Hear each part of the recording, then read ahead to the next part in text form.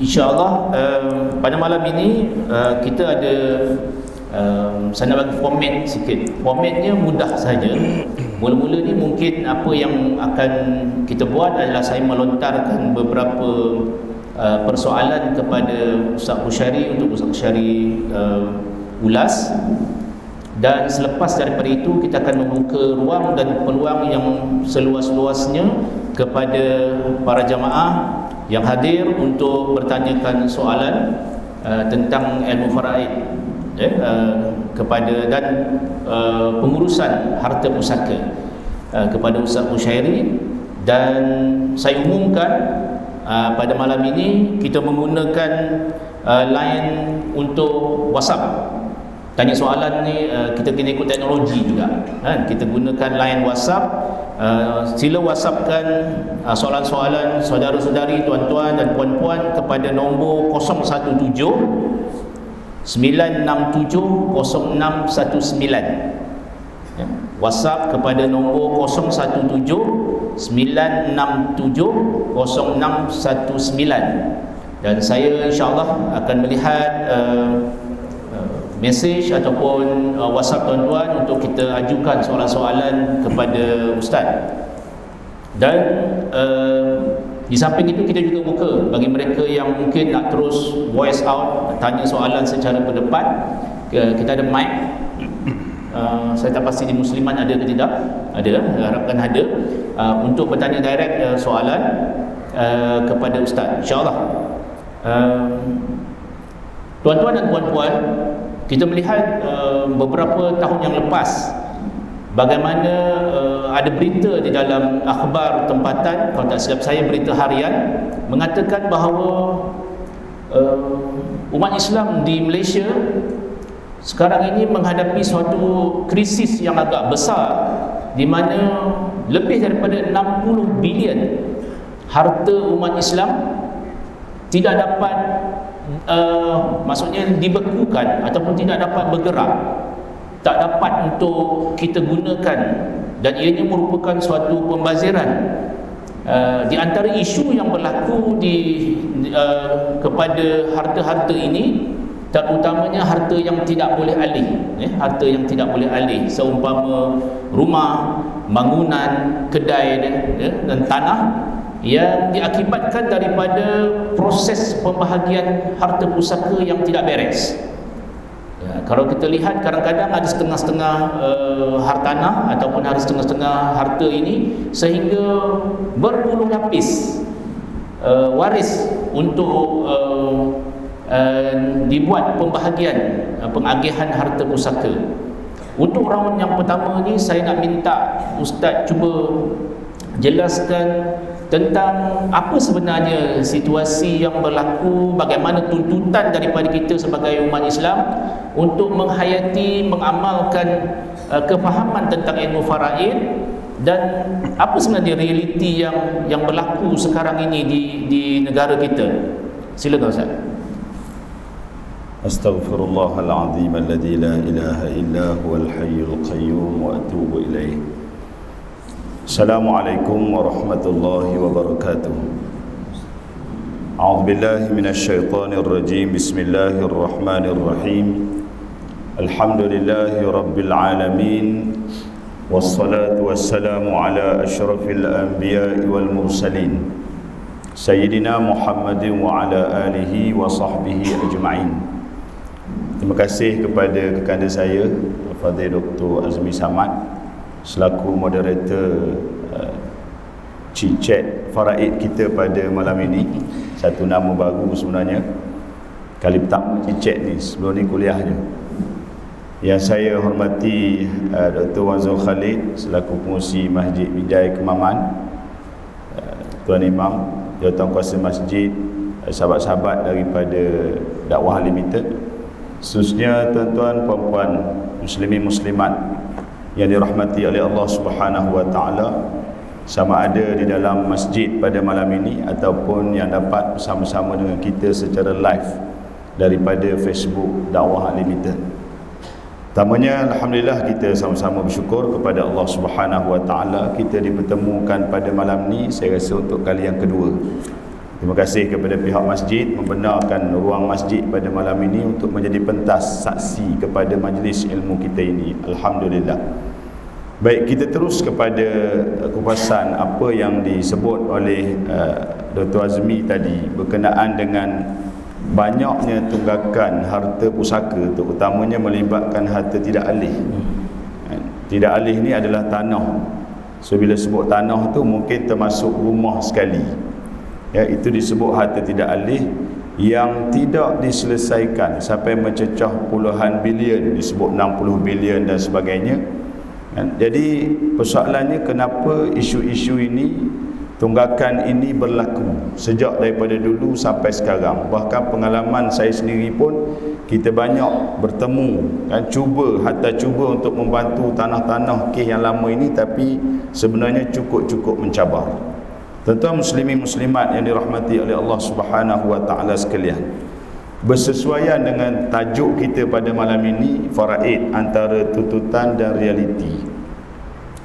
Saya nak sebut tuan-tuan, realiti seperti yang disebut oleh Dr. Azmi tadilah. Isu-isu yang banyak melibatkan harta pusaka selain daripada harta yang tertangguh dan seumpamanya, dan kita melihat banyak juga krisis-krisis yang memberi kesan kepada waris-waris si mati itu sendiri bila harta tidak diselesaikan dengan sempurna, dengan baik. Tuan-tuan, kita nak tengok apa tuntutan sebenarnya. Ilmu faraid ni tuan-tuan, pertama yang kita nak kena pegang dalam diri kita, yang selalu saya sebut sebelum ni, ia adalah hukum Allah Subhanahu wa taala. Dan melaksanakan hukum ini adalah fardu ain atas setiap waris apabila seseorang tu meninggal dunia. Bila sebut fardu ain ni sama macam kita sembahyang maghrib tadi, kan, sama dengan solat fardu kita. Maknanya tak dapat tidak apabila seseorang tu meninggal dunia, waris-waris yang ada ni menjadi fardu ain ke atas mereka untuk mengurus harta pusaka, menyelesaikan harta pusaka peninggalan si mati ini mengikut hukum faraid. Itu hukum ketetapan yang mutlak daripada Allah Ta'ala. Dan disebut oleh para ulama, tuan-tuan, tuntutan belajar ilmu faraid ini hukumnya fardu kifayah. Hukumnya fardu kifayah. Sama macam kita solat berjemaah, fardu kifayah. Dalam satu qaryah jika tak ada orang solat berjemaah, tuan-tuan, semua ahli qaryah berdosa. Sama dengan pengurusan jenazah. Persoalannya yang saya nak sebut di awal-awal ini, sejauh mana ilmu faraid ini diajar dalam masyarakat. So tuan-tuan mungkin boleh jawab persoalan ini. Tuan-tuan sendiri boleh jawab. Sejauh mana ilmu faraid ini diketengahkan kepada masyarakat, didedahkan, dikuliahkan, diajar, ditunjuk cara yang sebenarnya apa itu faraid, apa itu harta pusaka, dan bagaimana cara pengurusan yang sebenarnya. Saya rasa persoalan ni rasanya tak mampu dijawab oleh semua orang. Saya ingat lagi pengalaman saya datang ke sini pun, kali pertama kuliah Masjid Binjai, bila saya tanya pasal kuliah faraid, jawabnya berapa kali? Baru kali pertama, tuan-tuan. So itu jawapan dia. Jadi balik kepada persoalan yang ditanya oleh Dr. Azmi tadi, kan, kenapa benda ni berlaku, tunggakan dan sebagainya. So pengalaman saya sendiri, bila kita berdepan dengan waris, sebenarnya kita lihat waris ni dia tak faham. Dia tak faham apa itu faraid, apa itu pusaka, dan apa itu kaedah pengurusan harta yang sebenarnya supaya dia dapat pemilikan yang sempurna. Paling-paling tidak pun tuan-tuan, kalau dia faham pun, dia faham faraid itu hak dia. Dia dapat berapa itu saja yang dia tahu, tapi pengurusan dia tak tahu. Cara pengurusan terbaik tak tahu. Sebab tu saya banyak kongsi, bila melibatkan harta tak alih, tanah dan sebagainya, tuan-tuan, banyak kita jumpa waris-waris ni dia berkongsi harta tersebut dengan jumlah yang sangat ramai. Satu geran suku Eka sampai 40 sampai 50 nama, bahkan sampai ratus nama pun ada, tuan-tuan. So apa faedahnya? Tak boleh buat apa-apa, tuan-tuan. Sekadar untuk melihat dokumen, nama ada dalam geran, tapi pemilikan tu tak ada apa-apa kesan. Sekadar melihat angka, saya ada bahagian, isteri kata saya ada 1/8, kan? Ayah kata ada 1/6. Tengok angka saja, tapi tanah tu tak boleh dibangunkan, tak boleh buat apa-apa, tuan-tuan. Sebab apa? Sebab dalam geran tu nama terlalu banyak.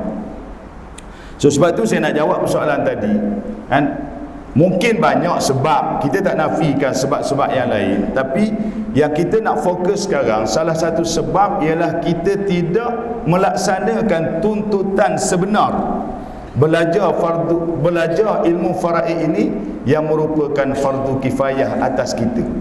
Sebab tu saya tuan-tuan, kita meletakkan beberapa fokus. Saya sendiri dibantu dengan rakan-rakan saya kan. Alhamdulillah tuan-tuan, esok bermulanya jelajah ilmu faraid negeri Terengganu, bermula dengan Dun Air Putih. Yang ni memang permintaan saya sendiri kepada kerajaan negeri untuk kita cadangkan program ini. Kita nak tuan-tuan, dalam program ini kita fokus kepada pimpinan masyarakat. Kita nak ketua-ketua masyarakat ni faham dulu. So bila ketua faham, insya-Allah anak buah faham. Bila ketua faham, berlaku kematian dalam kampung dia, dia boleh bagi solusi, dia boleh bagi idea, dia boleh bagi cadangan. Paling tidak pun dia boleh bagi siapa yang boleh bantu untuk selesaikan harta pusaka. Sebab tu target saya tuan-tuan, untuk jelajah ni kita target pimpinan masyarakat. Kita nak fungsi masjid hadir, kita nak imam hadir, kita nak ustaz-ustaz utama boleh hadir. Saya bukan nak mengajar tuan-tuan, saya bukan pakar, saya ilmu tak banyak, tapi saya nak kongsi pengalaman belasan tahun yang kita duduk dalam bidang ini. Kita nak pimpinan faham. Susulan daripada itu tuan-tuan, hasrat saya dan hasrat sahabat-sahabat saya, kita nak lahirkan ramai lagi da'i dalam bidang ini, supaya malam ni, kalau malam ni saya berkuliah, bercicek bersama Dr. Azmi di Masjid Binjai, kita nak ada lagi kuliah faraid di masjid-masjid yang lain dalam daerah Kemaman. Itu maksud saya. So kalau saya tanya tuan-tuan, ada tak tuan-tuan nampak iklan kuliah faraid malam ni tempat lain? Ada ke tidak? Boleh angkat tangan seorang siapa tengok poster kuliah di masjid lain malam ni pasal faraid? Setakat yang kita tahu ada tak tuan-tuan? Mungkin kita tak tahulah, tapi nak sebutnya tuan-tuan terlalu kurang. So hasrat matlamat utama kita nak lahirkan ramai lagi da'i. So starting kita nak fahamkan kepada pimpinan masyarakat bahawa isu ini bukan isu peribadi. Isu ini ialah isu ummah, isu halal dan haram, isu yang mengajar kita supaya kita tak rasa redha bila jiran sebelah kita mati, anak-anak dia, waris dia makan batin. Wallahu a'lam. Terima kasih Ustaz. Dan sebagaimana yang Ustaz beritahu tadi, menuntut ilmu faraid fardu ain, fardu kifayah, tetapi melaksanakan tuntutan daripada daripada ilmu faraid itu ada suatu kewajipan dan mungkin jatuh dalam kategori fardu ain untuk kita laksanakan. Dan kalau kita lihat sekarang ni dalam isu yang berkaitan dengan ilmu faraid, bila berlakunya kematian, kenapa antaranya tuntutan mesti kita belajar ilmu faraid adalah kematian tu bila-bila masa. Setiap orang yang bernyawa, kullu nafsin za'iqatul maut, semua orang yang bernyawa akan menghadapi kematian. Bukan semestinya kematian itu disebabkan oleh sakit, bukan disebabkan oleh tua, bukan disebabkan oleh sebab-sebab yang lain, tetapi kematian itu kadang-kadang suatu yang kita tidak jangka-jangka, dan kita perlu bersedia terhadap kematian. Dan antara persediaan yang kita buat sebelum kematian adalah kita belajar tentang ilmu faraid. Berbalik kepada keperluan kepada ilmu faraid dan juga pelaksanaan ilmu faraid dalam masyarakat kita, kita lihat ada setengah orang kata payahlah ilmu faraid ni, faraid payah, macam-macam kiraan, ada kalkulator dia, payah. Dah mana Ustaz kalau kita pakat-pakat setuju adik-beradik kita bagi sama rata je harta? Payah ni, kata bila ada mati je, kita nak calculate lah, ayah mati, tinggal siapa, tinggal bawah dia ada cabang-cabang belaka berapa 1/3, 1/2, 1/6, 1/8 pembahagiannya, asabah lah, macam-macam ada. Bila pening kepala macam ni, mereka akan keluar payahlah ilmu faraid ni. Dah warna kalau kita buat bagi sama rata je. So saya nak minta Ustaz ulas hak biasa berlaku dalam masyarakat kita bagi sama rata je. Ke mana Ustaz? Baik. Okey, terima kasih kepada Dr. Azmi. Baik, soalan yang sebenarnya Soalan biasa tapi banyak bermain dalam masyarakat kita ialah soal pembahagian sama rata. Boleh ke tak boleh? Yang lagi menarik tuan-tuan, ada pula pesanan daripada ayah mak. Kalau ayah mati, kalau mak mati, harta ayah ni, ayah nak, mak nak, bagi sama rata. Lagi menarik kalau dalam pesan tu tambah pula tak payah ikut faraid. Tambah pula tak payah ikut faraid. Saya selalu suka tanya ayah mak. Ayah mak, ala-ala pesan jangan ikut faraid tu tambah sikit, pesan jangan semayang. Berani tak tuan-tuan? Ala-ala pesan tu jangan ikut faraid, tambah sikit, top up. Ala-ala dah buat salah tu, biar banyak sikit salah tu, contoh gitu. Pesan jangan semayang, payah semayang. Tak berani tuan-tuan. Tapi kenapa ada kenyataan kata pesan bagi sama rata? Sebab kita tak faham. Pendedahan tu tak jelas kepada kita. Baik tuan-tuan, soal boleh ke tak boleh, dia sebenarnya minda ataupun mindset masyarakat kita yang duk main payah ni sebenarnya, kalau kita tengok hukum hakam yang lain pun sebenarnya bukan mudah pun. Menutup aurat bagi orang perempuan mudah ke payah tuan-tuan? Bagi orang tak biasa payah, rimah lah, panah lah, gitulah, ginilah dan sebagainya, payah. Tapi bila didedahkan, diberi kefahaman sebenar, insya-Allah benda tu jadi lebih mudah. Faraid pun sebenarnya macam tu tuan-tuan. Lepas tu saya kata tadi, pendedahan terlalu kurang dalam masyarakat. Masyarakat akan nampak faraid ni satu benda yang susah. Dan kalangan, minta maaf tuan-tuan, kalangan ustaz-ustaz kita, saya betul-betul tuan-tuan, kita bincang dengan para asatizah dalam bidang ini. Hatta ada ustaz kata, ustaz kata apa? Saya nak mengajar faraid ni ustaz, payah. Saya kata kalau ustaz kata payah, habis yang orang awam yang mengharapkan ilmu ni tuan-tuan macam mana? Payah ustaz kita nak mengajar faraid ni sebab kita nak kena tunjuk kira-kira, matematik sebagainya. Saya kata payah tu sebab kita ni tak faham. Sebab orang belajar faraid, dia nampak faraid ni macam teori tuan-tuan, semata-mata teori. Belajar faraid mesti ada meja, mesti ada buku, mesti ada kalkulator, tulis, mesti ada whiteboard, tunjuk kira-kira, ada nampak yang tu. Lepas tu pula kena matematik, kena sifir dan sebagainya. Saya beritahu sahabat-sahabat dalam bidang ini tuan-tuan, sebab sekarang ni kita ada satu tim, alhamdulillah. Saya dah create satu tim doa faraid Malaysia. Kita ada lebih kurang 20 orang daripada seluruh negara, masya-Allah. Kita berkumpul hari tu daripada Sabah turun, sahabat daripada Langkawi turun, kan? Bila kita rancang terus beli tiket kapal terbang. Yang kapal terbang pula percepatkan balik. Sepatutnya pukul 4, percepat pukul 10. Beli tiket lain balik petang, semata-mata nak bincang pasal dakwah ni tuan-tuan. Alhamdulillah, dan insya-Allah benda ni kita akan gerakkan nanti. Tuan-tuan sekalian, saya nak sebut kurangnya pendedahan yang menyebabkan masyarakat ni tak faham. Okey, saya nak jawab tu pada persoalan boleh tak bagi sama rata. Saya jawab dengan jawapan yang lembut sikit tuan-tuan. Jawapannya boleh. Jawapannya boleh bagi sama rata. Tapi syarat dia sama rata tu mesti ikut hukum faraid. Kita nak gitu. Kita tak mahu kata kita tak mahu ikut faraid ustaz, kita nak bagi sama rata, semua setuju belah kedah. Itu tak boleh, minta maaf. Sebab apa tak boleh? Sebab bila khabar tak mahu ikut faraid, bermakna langgar perintah Allah. Sebab Allah sebut hukum faraid ini dalam Al-Quran ayat 7 surah An-Nisa, akhir ayat tu kata apa? Nasiban mafruḍa, bahagian yang telah diwajibkan oleh Allah. Sebab tu ulama kata fardu ain. Dalam ayat sebelah Allah sebut akhir ayat, Allah kata faridatan minallah, kewajipan daripada Allah. Dalam ayat selanjutnya Allah sebut wasiyatan minallah, ayat 12, ketetapan, ketentuan daripada Allah. Dalam ayat 13 Allah sebut balasan orang ikut agama Allah, perintah Allah ini baginya syurga.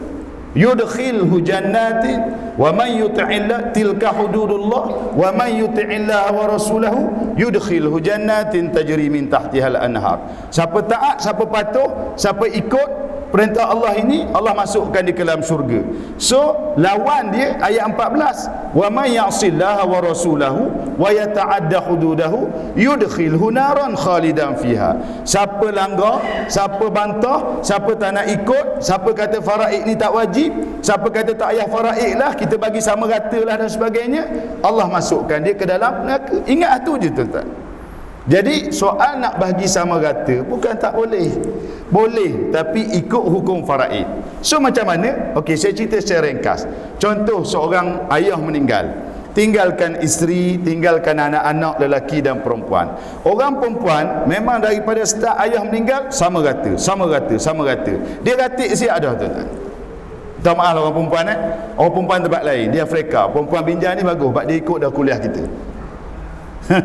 Memang dia nak gitu. Tak salah, dia ada hasrat, dia ada cita rasa nak sama rata. Bukan salah tuan-tuan. Tapi kita kena patuh syariah. Macam mana patuh syariah? Bila suami meninggal, tinggal isteri, Allah tentukan hak faraid isteri 1/8. Baki 7/8 untuk anak-anak. Lelaki 2 bahagian setiap orang, perempuan 1 bahagian setiap orang. Ni saya cerita secara umum lah tuan-tuan. Dalam jelajah kita pun kita tak sampai tahap mengajar lagi tuan-tuan. Tapi macam saya kata tadi, kehendak kita nak cari orang-orang yang betul-betul berminat, yang boleh tampil ke dalam masyarakat. InsyaAllah kita akan adakan bengkel, kita akan adakan kursus. So siapa yang minat untuk duduk dalam bidang ini sebagai satu profession, da'i dalam bidang ini, kita alu-alukan selepas daripada ini tuan-tuan. Lepas jelajah saya nanti kita buat insyaAllah tuan-tuan. Kan bagi semangat, saya bagi semangat pada tuan-tuan. Baik, balik pada tadi, baki 7/8 tu bahagi kepada anak-anak, lelaki 2 bahagian, perempuan 1 bahagian.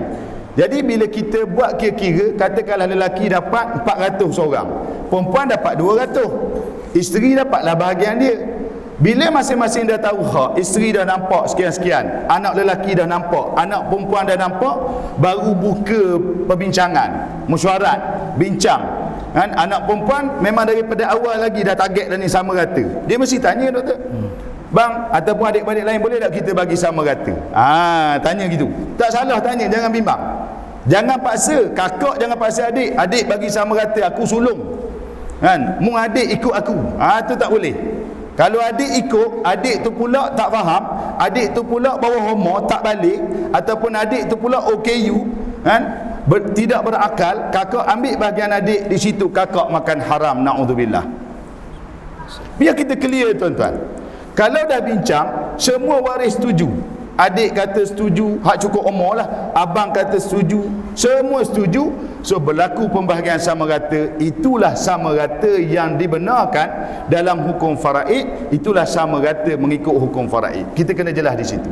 Tapi tuan-tuan, ramai kita tengok bila berlaku kematian, tak nak bagi pusaka, alah tak payah faraid lah. Susah kira-kira faraid ni. Tak payah faraid lah, kita bagi sama rata je. Tengok orang sebelah bagi sama rata, molek ada pun. Dia kayak gitu. Mak dah wasiat sama rata, lagi berat tuan-tuan. Pertahankan wasiat. Abang kalau tak setuju mak wasiat ni, abang derhaka. Hak lelaki pula tak berapa reti mana, takut dah kata derhaka ni, tak apalah, terimalah. Dia tak tahu pun pasal faraid dia, hak dia dan sebagainya. Ini yang tak betul tuan-tuan. Jadi boleh ke tidak bagi sama rata? Jawapannya boleh. Syaratnya letak hukum faraid di hadapan, tahu hak masing-masing, kemudian tengok syarat yang kedua, yang nak bersetuju tu mesti baligh dan berakal. Wallahu a'lam. Maknanya kita tahu pembahagian harta secara sama rata ni boleh. Syaratnya masing-masing kena tahu dulu. Kalau bahagian dia 1/4 ni berapa, bahagian hot ni 1/3 ni berapa. Dah tahu dulu bahagian. Kalau main sama rata je, bila kita ikut faraid, untung kepada satu lagi bahagian, satu lagi golongan. Jadi akhirnya nanti dia balah. Jadi macam ustaz kata tadi, pembahagian sama rata tak ada masalah. Pembahagian sama rata ni pastikan masing-masing faham berapa banyak dia dapat. Lepas tu baru kita boleh redha dengan pembahagian sama rata. Okey, soalan saya yang terakhir untuk pusingan ini kepada ustaz. Kita lihat sekarang ini dalam soal pembahagian harta pusaka, pengurusan harta pusaka, bukan semata-matanya wujud kat situ ilmu faraid ustaz. Sekarang ini dah ada dah pula dekat situ wasiat, ada juga hibah. Saya nak minta ustaz cuba jelaskan sikit perbezaan ketiga-tiga ni, faraid, hibah dan juga wasiat. Yang saya tahu wasiat ni tak boleh lebih daripada 1/3 daripada total harta si mati. Kemudian hibah ni macam seolah-olahnya macam tak ada had. Ada orang kata kalau kita payah-payah tak mau ikut faraid ni, kita hibah belaka semasa hidup, kita hibah belaka harta kita. Daklah susah bila kita mati ya. Masing-masing ada dah bahagian dia. So, keguana Ustaz. Okey. Terima kasih. Baik, berkaitan dengan hibah, wasiat dan faraid. Ada orang suka letak hibah, wasiat dan faraid. Saya tak berapa setuju tuan-tuan. Bukan salah pun tuan-tuan, sekadar kalimat disusun saja. Tapi kita nak supaya orang kata mindset masyarakat kita, supaya boleh terima, kita nak masyarakat kita letak faraid tu di hadapan. Sebab asasnya balik ke situ, kita nak bentuk begitu. So faraid, hibah dan wasiat. Walaupun dari segi pelaksanaan dia adalah dia punya perbezaan dia. Baik. Faraid, okey, faraid ini sebenarnya ialah takrif dia ialah pembahagian hukum fiqh berkaitan pembahagian harta pusaka selepas mati. Itu faraid. Makna dalam isu tidak ada wasiat, tidak ada hibah, harta yang ditinggalkan oleh si mati dia tertakluk kepada hukum faraid. Hukum faraid, tertakluk pada hukum faraid. So kita kena tengok kepada ayat-ayat Allah Taala dalam Al-Quran berkaitan dengan hak setiap waris. Tapi tuan-tuan nak sebut juga, bila kita nampak lepas mati tu faraid, sebenarnya nak cerita tuan-tuan, faraid ni dia bukan fokus kepada hak waris semata-mata. Tu nak cerita luasnya ilmu faraid. Ni tak, bila mati je masing-masing duk tanya hak masing-masing. Orang ni tanya hak, mari orang ni tanya hak. Kadang-kadang hak tak ada hak, mari mengaku jadi waris, nak tuntut hak juga.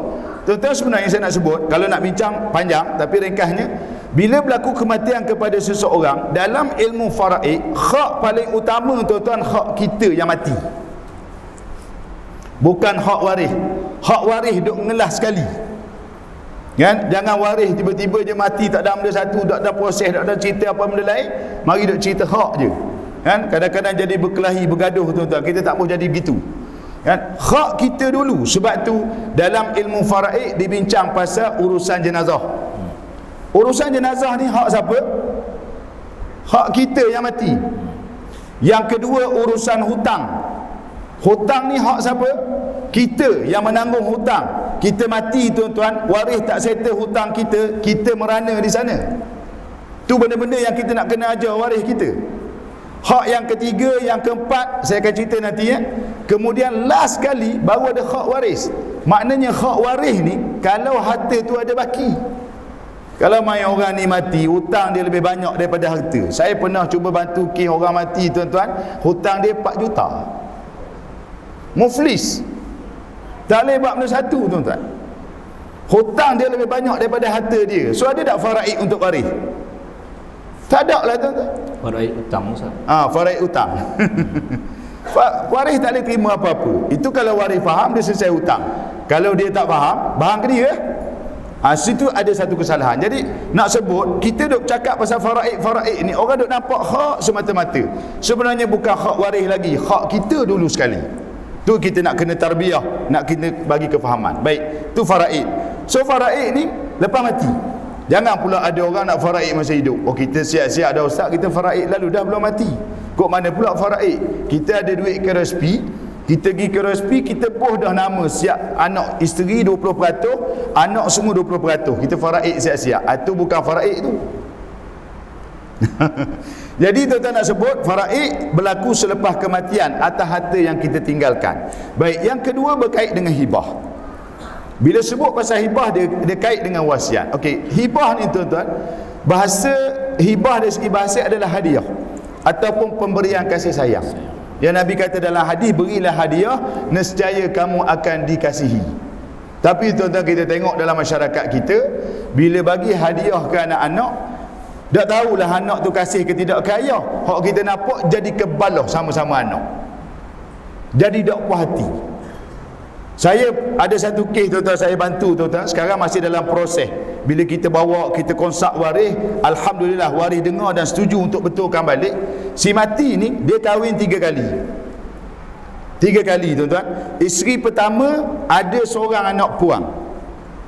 Isteri kedua ada 2 orang anak, laki seorang, puang seorang. Bukan poligami ni. Maknanya isteri meninggal, kahwin lain pula, dapat 2 anak. Meninggal hak nombor 2, kahwin pula, dapat 4 orang anak, 2 lelaki 2 perempuan. ayah ni banyak tanah. Saya duk tengok tanah dia tu, kalau cantum belaka gerang ada lebih 20 hektar, dekat 30 ada, tuan-tuan. Ni cerita betul, tuan-tuan, saya cerita. Maka bila ayah ni meninggal, lama dah meninggal pun sebenarnya, tapi bila meninggal tu, krisis dalam keluarga ni, tuan-tuan, 15 tahun tak bertegur. Bukan orang lain, tuan-tuan, adik-beradik, darah daging ayah sendiri, cuma daripada mak yang lain, 15 tahun tak bertegur, tuan-tuan. Datang seorang anak daripada isteri kedua jumpa saya, ustaz, minta ustaz bantu, minta ustaz tolong saya. Apa dia? Saya lepas ayah saya mati, saya dah buntu, saya tengok dalam geran ayah saya, semua duduk atas nama adik daripada isteri keempat. Hibah, tuan-tuan.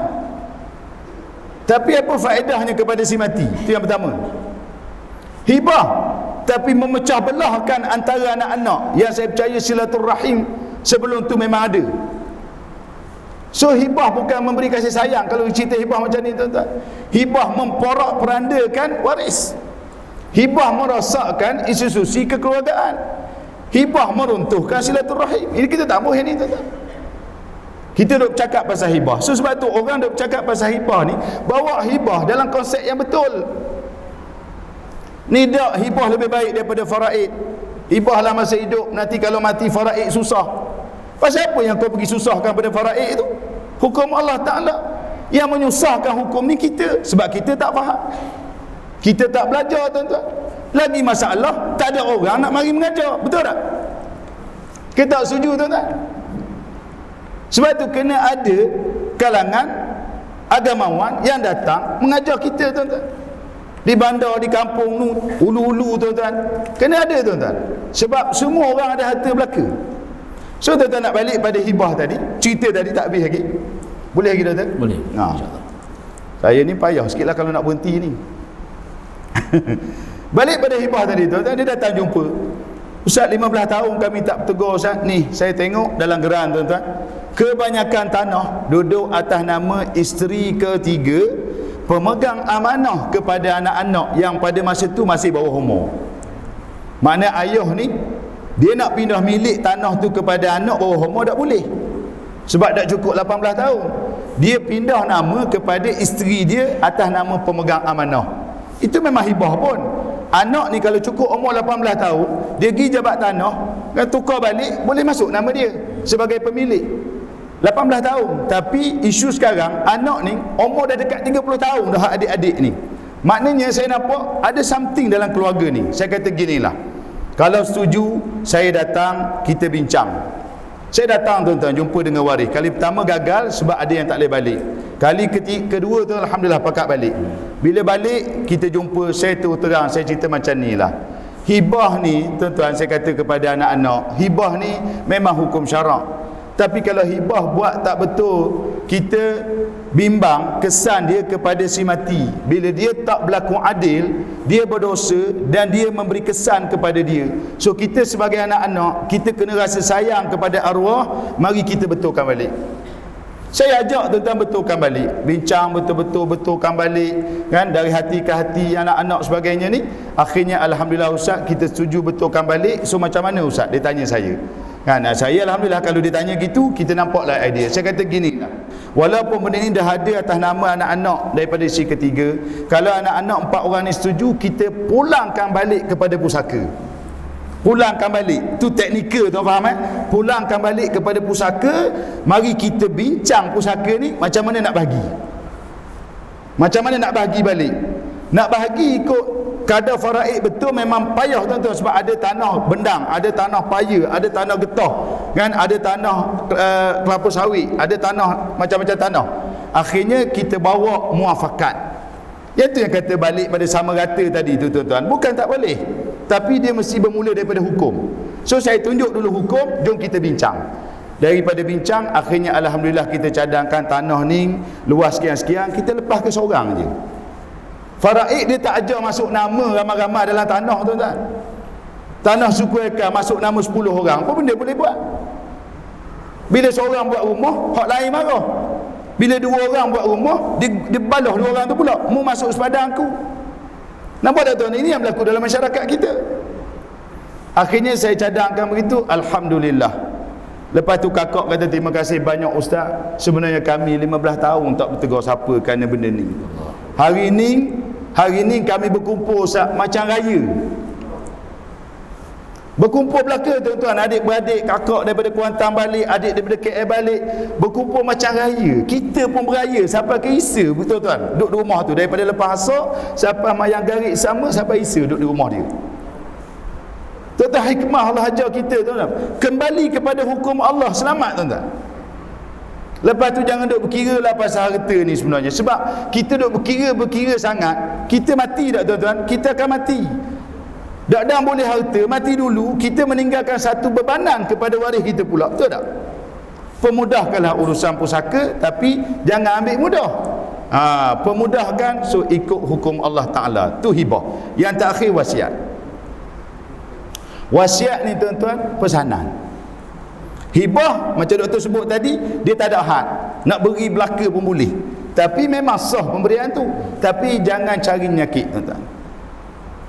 Nyakit dia bila kita mati, anak-anak baloh, bergaduh, berkelahi, tak puas hati. Pasal apa abang boleh, aku anak ayah juga tak boleh. Pasal apa adik boleh. Dia akan mari gitu. Sebab tu Nabi suruh hibah ni adil. Yang ketiga wasiat. Wasiat ni pesan. Orang nak nampak sedap sikit wasiat, dia tak pakai ustaz, ayah kita dak wasiat ustaz, dia bagi amanat. Nak nampak sedap sikit amanat tu. Serupa tula je.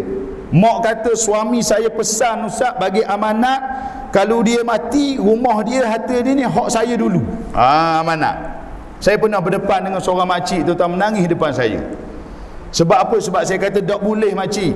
Pesanan suami untuk makcik bercanggah dengan hukum faraid, sebab dia pesan kalau dia mati wasiat semua harta dia untuk makcik dulu. Betul dia sayang ke makcik sebagai isteri, tetapi hak anak-anak dia ada. Bahkan dia ada anak daripada isteri dulu. Makcik ni lawan ustaz. Tak boleh ustaz, dia dah amanat ke saya ustaz. Nangis. Bukan senang tuan-tuan nak betul orang tua. Minta maaf macam makcik tak mudah. Tapi saya teka melalui anak tuan-tuan. So alhamdulillah dia kena. Nak sebut wasiat ni tuan-tuan pesanan. Pesanan dia tak berlaku sekarang, dia berlaku lepas mati. Tapi lepas mati kita kena tengok pula wasiat tadi kepada siapa. Tengok situ balik. Wasiat dia banyak jenis. Saya nak fokus dua je. Pertama, hak orang kita banyak duk main ni nak wasiat ke waris. Mak mati, mak ada gelang kan. Mak wasiat ke anak puang mak hak seorang ni. Mak kata gitu, anak puang dia dengar, tak ada benda, tunggu mak mati je ambil selalu. Boleh ambil tak? Tak boleh ambil. Sebab wasiat kepada waris ini tidak boleh disahkan selagi mana tidak dipersetujui oleh waris-waris lain. Dan waris lain, nak sebut tuan-tuan, waris lain dia bukan setuju gitu je. Dia bukan setuju terus gitu je. Dia setuju selepas dia tahu hak faraid dia. Dia setuju selepas dia tahu hak faraid dia. Dia tahu dah, oh barang kemah mak ni abang ada bahagian. Kalau tengok nilai 20,000, bahagian abang 5,000, bahagian puang 2,500. Hak lelaki lain 5,000. Bincang-bincang tak apa lah, dah mak wasiat ke adik, abang pun tak ada masalah, abang pun ada harta abang sendiri, abang redha, abang setuju, abang halalkan bahagian abang, abang beri ke adik semata-mata menerima wasiat mak. Baru boleh pakai tuan-tuan. Tapi tak tahu benda satu tuan-tuan pasal faraid. Dengar je mak kata wasiat, dah apa dah mak wasiat, abang nak kata benda, kalau abang lawan kat ikan, abang dah haka pula. Tak ada istilah dah haka situ tuan, kena faham situ. Jadi wasiat kepada waris dia tertakluk kepada hukum faraid. Yang kedua, wasiat kepada bukan waris, yang ni sah, tapi kadar dia setakat 1/3 yang Dr. Azmi sebut tadi. Siapa bukan waris? Anak tiri, anak angkat, anak susuan, cucu kita daripada anak puang kita, cucu dari anak lelaki kita hak mati dulu. Kalau kita masih ada anak lelaki lain, nak wasiat ke kawan kita ke, Dr. Azmi nak wasiat ke saya ke, boleh, saya terima 1/3. Itu contoh. Ya, wallahu a'lam. Kita azan dulu. InsyaAllah kita berhenti dulu sementara untuk beri laluan kepada azan, insyaAllah. Allah. Baru 3 soalan.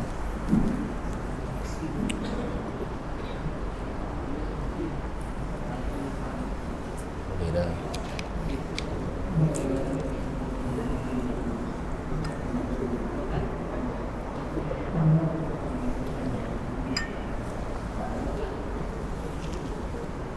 Allahu Akbar, Allahu Akbar.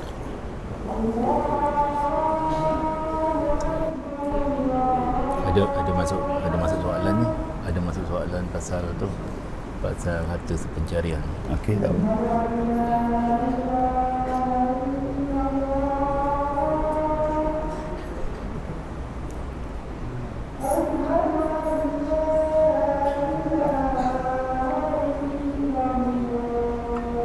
Asyhadu an la ilaha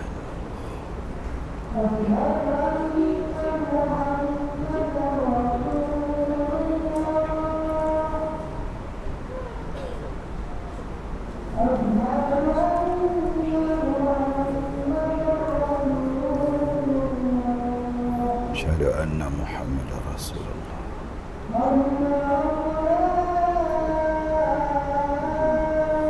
La haula wala quwwata illa billah.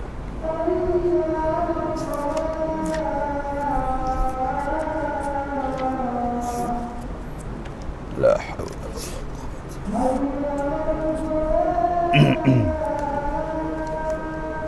La haula wala quwwata.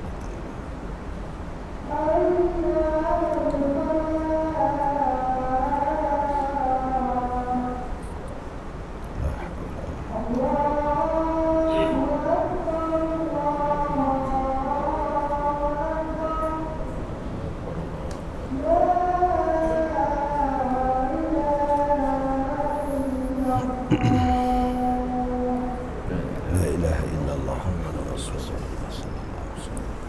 Allah.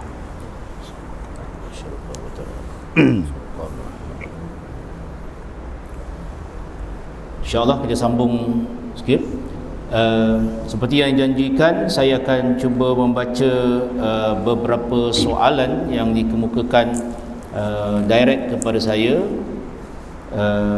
Kalau ada yang nak bertanya menggunakan mic, tolong beritahu dah. So soalan daripada WhatsApp ni,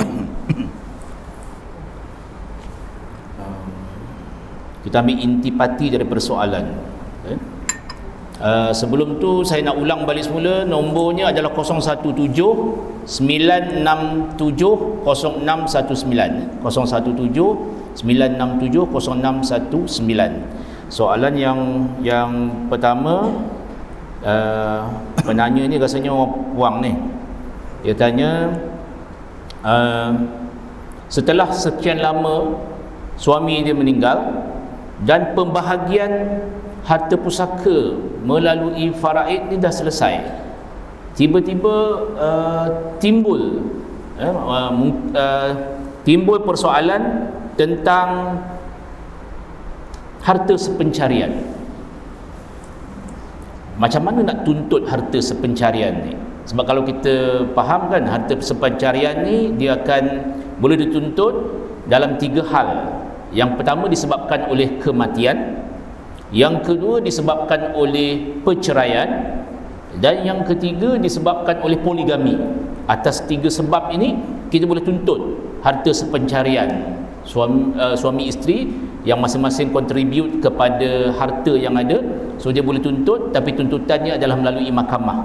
Jadi dalam hal ni dah settle belaka dah ni. Faraid hari tu dah setuju, dah pembahagian harta dah setuju. Tiba-tiba dah beberapa tahun kemudian baru timbul, lah terlupa pula tutup harta sepencarian. So dalam hal macam ni macam mana nak buat, Ustaz? Baik.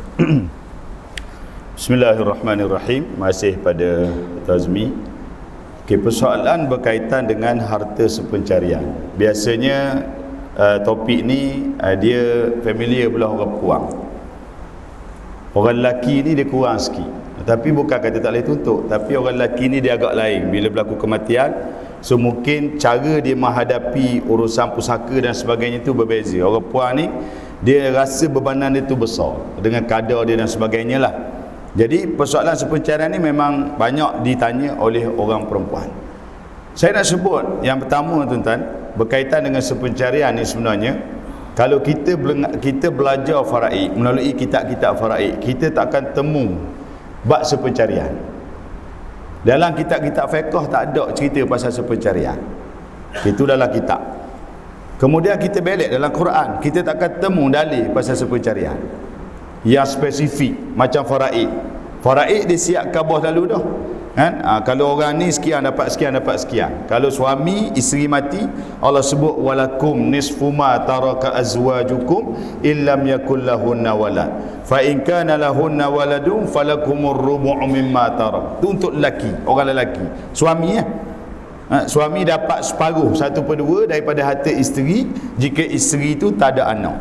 Kalau isteri itu ada anak, suami dapat 1/4. So clear di situ. Nampak selalu dah tuan-tuan. Dari segi hak faraid, kalau isteri mati tinggal harta 4 juta. Kalau isteri tu tak ada anak, suami dapat 2 juta. Nampak? Kalau ada anak, suami dapat 1 juta. Jadi jelas benda tu. Sama juga isteri, kalau suami meninggal, Allah sebut walahunna rubu' mimma taraktum illam yakul lakum walad. Fa in kana lakum waladun falahunna thumunu mimma taraktum. Bagi mereka isteri-isteri 1/4 daripada harta kamu wahai suami jika kamu tak ada anak. Dan kalau kamu ada anak, suami ada anak, isteri dapat kepala mayat. Dia tak sebut Rasul Ma'i dan tu, dia sebut Al-Thumun 1/8. Kita sebut kepala mayat. Okey, 1/8 isteri boleh. Jadi tuan-tuan nak sebut faraid clear. Bab sepencarian ni, benda ni benda yang tak clear. Dalam Quran tak ada dalil yang khusus, dalam hadis pun tak ada dalil. Jadi dia mari ikut mana? Ini kita kena betul. Sebab ada, minta maaf sebut, ada isteri dia main nak ambil selalu. Ada suami dia main nak ambil selalu. Kalau isteri dia mati tinggal pitih 100,000, dia main nak ambil selalu 50,000. Dia kata carian dia dengan bini dia separuh. Siapa yang tentukan dia dapat separuh tu? Sama juga isteri yang kata separuh ambil selalu tu, siapa yang tentukan dia dapat separuh? Faham tak tuan-tuan? So tak ada satu ketetapan yang jelas di situ. Sebab tu nak sebut kuasa memutuskan harta sepencarian ni duduk bawah bidang kuasa mahkamah syariah. Kena tuntut di mahkamah. Kalau mahkamah tak sahkan apa-apa, tak ada. Selagi tak disahkan oleh mahkamah, tak ada. Kena bawa ke mahkamah. Dan atas mahkamah dia nak sahkan banyak mana? Tak semestinya separuh. Kita pegang separuh. Mahkamah kata tak layak dapat separuh sebab gini, bukti tak kuat, saksi tak cukup sebagainya, lemah. Walaupun dia kata saya ni menyumbang gini sebagainya kan, tapi dah bukti tak ada, saksi tak ada, tak kuat. Maka layak dapat 1/10. 1/10. Tapi selagi tak disahkan oleh mahkamah, tak ada tuan-tuan. Saya tak jawab lagi soalan ni. Saya nak cover dulu supaya kita clear. Lepas ni orang nak tanya dah. Okey. Semalam tuan-tuan, marin saya on the way daripada Kuantan balik ke Bera, nak singgah ke Jengka pulak kuliah malam tadi. Soalan daripada Terengganu kita. Saya dengar pada gaya soalan tu, orang mati ni kaya. Sebab banyak harta, banyak tanah, banyak rumah sewa. So rumah sewa ni pitih lah. Kan? Jadinya ayah ni, anak dia telefon, ayah ni mati, dia kahwin dengan isteri pertama tu, ada anak lah. Saya pun tak tanya anak berapa orang mari, tapi ada anak lelaki puang. Lepas tu dalam masa dia kahwin dengan isteri pertama tu, adalah harta-harta yang dia usaha, dia beli, dia usaha bersama. Bahkan anak kata harta mak duk atas nama ayah dan sebagainya. Saya pun pelik juga yang harta mak yang gibuh nama tok lelaki tu pasal apa? Dah harta kita sendiri gibuh nama kita lah. Dan ni baik sangat. Dah apalah abang pun nama abang Melaka senang, abang duk pergi jabat tanah. Kita payah nak pergi mari. Hak tu cari nyakit tuan-tuan. Lepas tu isteri ni disebut oleh anak mati dulu. Lepas tu ayah ni dah rasa sihat lagi, nikah lain pula. Nikah lain tapi tak boleh anak dengan isteri kedua ni. Mati ayah. Bila mati ayah, dari segi hukum faraid, isteri baru tu ada hak lah 1/8 sebab isteri. Jangan anak-anak kata tak ada hak. Dia kata tak ada hak sebab harta ni hak mak kita dengan ayah. Tak boleh pakai tu. Sebab harta duk atas nama ayah, isteri 1/8. Hak lebih untuk anak-anak. Bakit pasal duit sewa. Duit sewa ni banyak ustaz, kita nak tunggu panggil cara ni lambat lagi. Duit sewa ni boleh tak kita bagi dulu?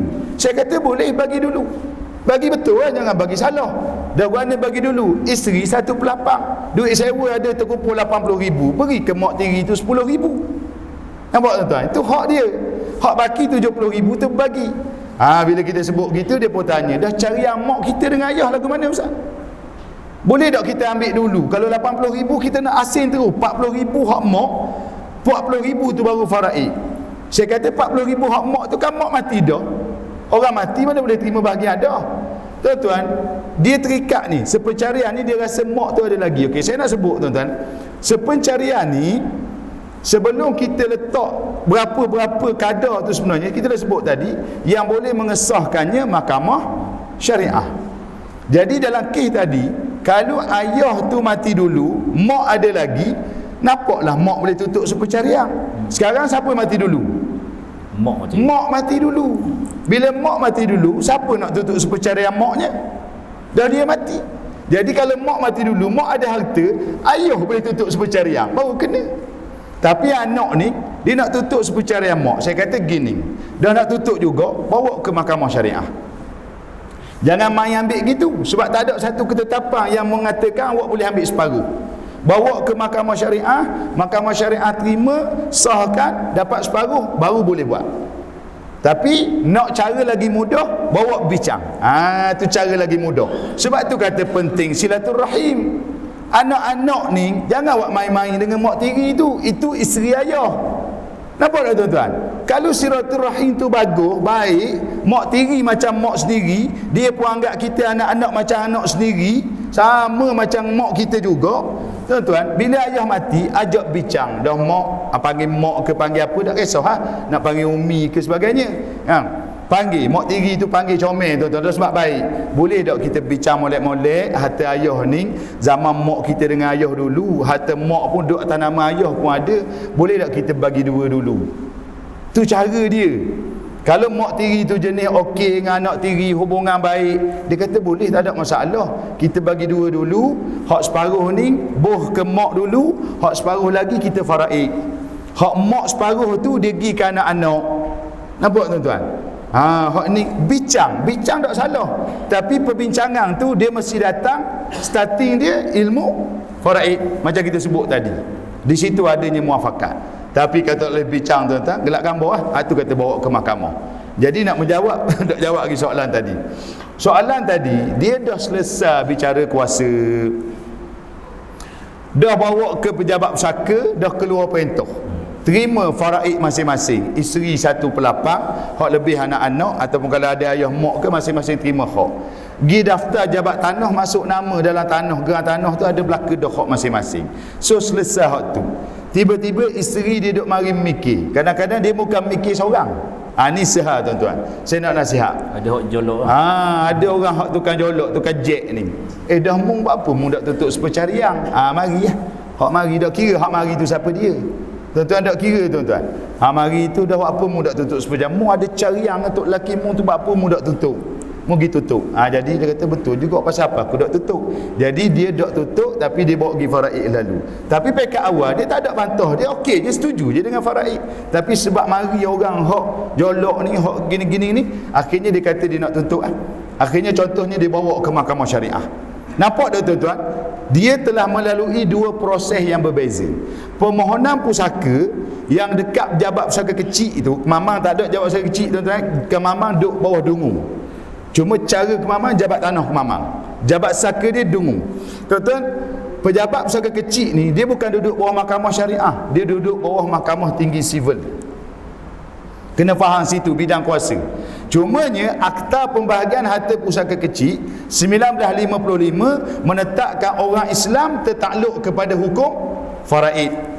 Sebab tu pegawai pusaka orang yang mahir faraid. Kalau Terengganu ni tuan-tuan kenal Haji Wahlim. Ini bekas pegawai pusaka ni, tok guru kita tuan-tuan. Kan? Orang yang aktif walaupun dah pencen, masih lagi aktif berdakwah. Dalam radio Terengganu tu ada. Tu suara dia ada, tuan-tuan boleh dengar, boleh ikut. Ini antaranya yang masih ada sekarang ni. Doakan untuk dia panjang umur tuan-tuan. Sebab dunia dakwah faraid ni sangat luas. So tuan-tuan sekalian, nak sebutnya apa ni, pusaka tu selesai, tu bawah sivil. Akhirnya isteri ni tuntut sepencarian bawah mahkamah syariah. Jadi mahkamah kata okey, boleh dapat separuh. Akhirnya dia dapat dua perintah. Satu perintah sepencarian mahkamah syariah, hak dulu lagi perintah pusaka yang duduk bawah mahkamah sivil. Dah boleh belaga tak dua tu? Boleh catung tak dua tu? Tak boleh tuan-tuan, kecuali kita kena ikut dia punya saluran dia. Tak boleh nak catung selalu tuan-tuan. Lainlah kalau semua sistem kita, pusaka kita duduk bawah mahkamah syariah belaka. Tuntut harta pun mahkamah syariah, tuntut cariang pun mahkamah syariah, dah selesai. Ini berlaku di Sabah. Di Sabah tuan-tuan, dia tak macam di Semenanjung. Di Sabah, saya ada pengalaman 4 kali berdakwah di Sabah ni tuan-tuan, faraid ni tuan-tuan. Di Sabah, dia duduk bawah bidang kuasa mahkamah syariah. Itu lain dengan tempat kita. Jadi tuan-tuan nak sebut, bila bertembung, macam mana nak buat ni? Terima perintah hak daftar jabat tanah dalam gerang masuk hak faraid dah ni. Hak ni pula dapat perintah sepencarian dapat separuh. Kalau isteri tak faham, dia senyum dah, aku dapat dah cariang ni. Lepas tu dapat cariang buat benda, simpan rumah. Tak ada benda juga. Sebab tu saya duk kata, tak tengok nombor je lah, tengok angka. Harta tak boleh pun, tengok angka saja. Tak jadi tuan-tuan. Jadi macam mana nak buat? Kena mohon batal perintah hak asal tu. Kena mohon batal perintah hak asal. Nak batal mana? Batal jabat saka tak layang dah. Kena batal di mahkamah tuan-tuan. Dah batal di mahkamah boleh pergi sendiri. Tak boleh pergi sendiri, pakai peguam. Dah peguam tak ada pakai pitih. Itu maksud nak khabar tuan-tuan. So proses tu jadi panjang. Nak tunggu-tunggu proses, mati dah bini tu pula. So tuan-tuan, biar kita faham dia punya prosedur. Sebab tu nak khabar tu terang malam ni tuan-tuan. Bab sepencarian ni, kalau kita belajar betul-betul bab faraid, sebab tu kata belajar ni, hak ni kita nak khabar kepada masyarakat, dia punya flow dia, catat alih dia. Ni kata profesionalnya ilmu ni, bukan ilmu main biasa-biasa tuan-tuan. Catat alih dia ni tuan-tuan, dia mula dengan mati seseorang, selesai jenazah, bayar hutang, tuntut sepencarian dulu. Kalau nak tuntut, last sekali baru pergi kepada bahagian waris itu. Jadi dia selesai step tu. Jadi sepencarian tu dia duduk dulu sekali. Hak ni dah selesai faraid, dah masuk nama dalam gerang pula, nak U-turn balik. Nak U-turn balik tu payah. Jalan jeng sibuk situ, banyak awak projek situ, jadi payah. Jadi laluan tu jauh tuan-tuan. Jadi kena faham situ. Sebab tu nak khabar hak berlaku dah tu, kalau nak terai juga usaha mahkamah. Tapi hak tak berlaku lagi ni, hak masih hidup ni, biar kita reti dulu ilmu ni. Kalau mati kita, isteri nak tutup cariang, tengok step dia. Kalau mati isteri, suami nak tutup cariang, tengok step dia gitu. Wallahu a'lam. Panjang tu tuan-tuan. Panjang tu. Dah selesai dia satu step, kena buat pula step yang kedua. Ada orang nak balik semula, aku harta nak masuk balik semula harta sepencarian tu. Boleh. Banyakkannya pada tengok perintah sampai ke mati. Dalam Felda banyak tuan-tuan. Dah selesai cara kuasa, dapat hak faraid, mari orang jolok suruh tutup cariang, bawa ke mahkamah. Saya banyak, sebab kita kuliah di Felda ni banyak. Jadi kita jumpa mocik-mocik, mari ustaz kita dapat dah cariang, mari tunjuk perintah mahkamah. Betul lah mahkamah sahkan dapat separuh. Dah makcik buat benda cariang ni, pergi betul balik tak, masuk dalam gerang. Oh kena betul balik ustaz. Tu dia kan. Jadi setakat sipang rumah tuan-tuan, tak ada benda satu lah. Tu duduknya. Pitih habis dah, tutup sepencarian. Okey. Soalan seterusnya daripada WhatsApp. Boleh tak nak hibah harta belaka-belaka kepada seorang anak susuan? Baik. Okey, nak hibah harta semua sekali, saya nampak tak boleh semua sekali. Kalau ayah ni, kalau pemilik harta ni seorang ayah, takkan dia nak hibah juga selipar Jepun dia. Pasal mudah dia nak hibah semua sekali tu, dia nampak semua sekali tu rumah, tanah, kenderaan, pitih. Tapi dia kena ingat, harta dia hak lain tu jadi pusaka juga kalau dia mati. Piah lembek. Piah lembek, piah kerah apa semua kan, jubah sebagainya, untuk imam, serbang sebagainya kan. Jadinya dia nak hibah semua sekali, mustahil akan berlaku tuan-tuan hibah semua harta dia.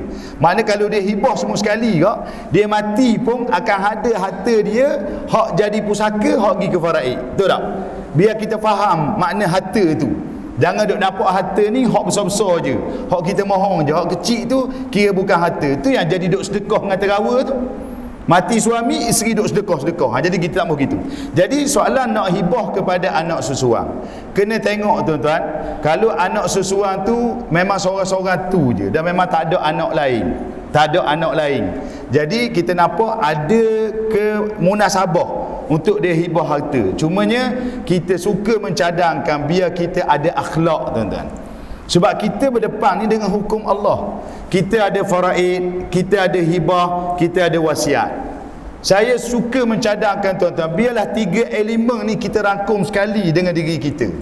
Jangan duk nak tolak, tuan-tuan. Aku nak hibah belaka, tak mahu faraid seseng, tuan-tuan. Kalau kita ada niat macam tu, kita jatuh berdosa. Sebab kita nak lari daripada hukum. Sebab kalau kita ada anak susuan pun yang dia bukan waris, kita ada waris sebenar. Siapa waris sebenar kita? Hak dekat dengan kita. Kalau kita tak ada anak, adik-beradik kita. Tuan-tuan, kenapa kita nak pinggirkan adik-beradik kita? Adakah kita musuh dengan adik-beradik kita sejak kita beranak lagi, tuan-tuan? Mak lahir kita, kita musuh dah dengan abang kita. Tak, tuan-tuan.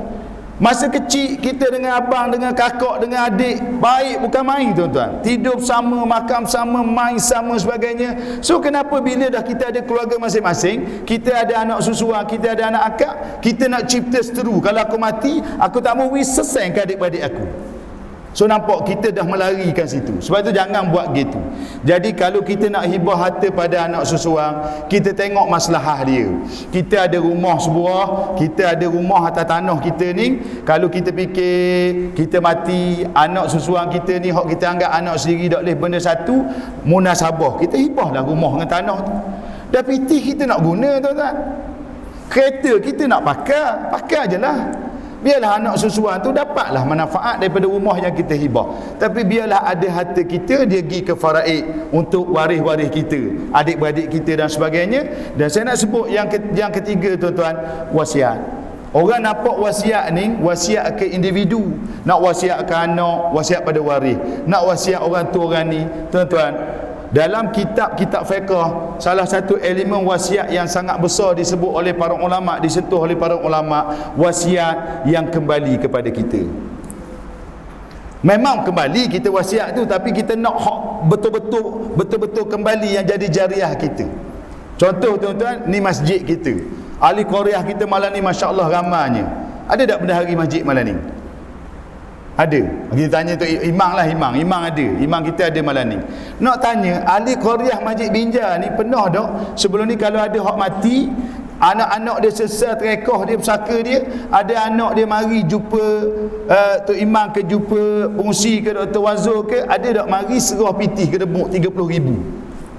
Mari atau ke Dr. Wazul pengusi ni pitih 30,000. Doktor tanya pitih benda. Ni ayah kita masa dia hidup, dia ada buat wasiat. Dia kata kalau dia mati, dia wasiatkan 1/3 pitih dalam bank Islam dia ke Sejid Kapur Binjai.